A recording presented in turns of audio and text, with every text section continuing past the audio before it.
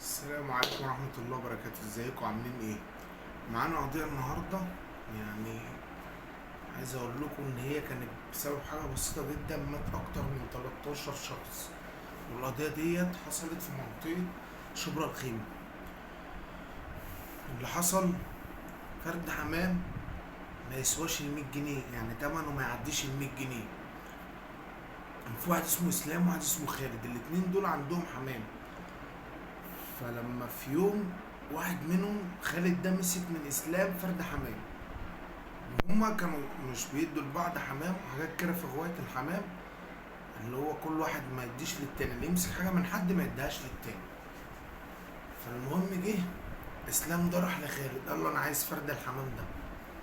قال له لا. المهم شدوا مع بعض اسلام وخالد، فراح جاي خالد عامل ايه؟ غز اسلام بسكينة. اسلام وقع مات في ساعتها. فاهل اسلام ما سكتوش، خدوا بعضيهم ولموا بعض، وهم عيلة كبيرة مش عيلة صغيرة. تخيل بسبب فرد الحمام ده كله ما يتعديش تمنه 100 جنيه.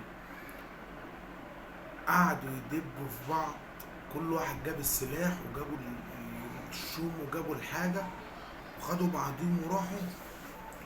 قعدوا يدبوا في بعض أكتر من 6 ساعات، يضربوا على بعض نار، يضربوا اللي قابل التاني يضربوا بحاجة، لغاية ما مات أكتر من 13 شخص في القضية دي.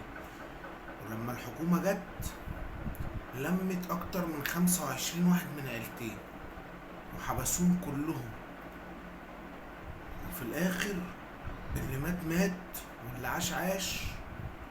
والناس يا ريت تتعظ يعني ايه ان احنا نعمل مصيبة بسبب فرد حمام. يعني انت متخيل ان انا اروح اعمل مصيبة واموت بني ادم بسبب فرد حمام ما يسواش ال100 جنيه، ما يسواش 1000 جنيه، ما يسواش 100,000 جنيه. ليه نعمل كده؟ ملهاش لازمة. يعني خليكوا كويسين مع بعض. بسبب فرد حمام يموت اكتر من 13 بني ادم، 13 روح. فالله يبارك لكم، ربنا يستر علينا وعليكم. خلي بالكم، مش حاجات ملهاش لازمة اللي تبوظ الدنيا عليكم. وربنا يستر علينا وعليكم، واستناكم كل يوم في فيديوهات جديد. السلام عليكم.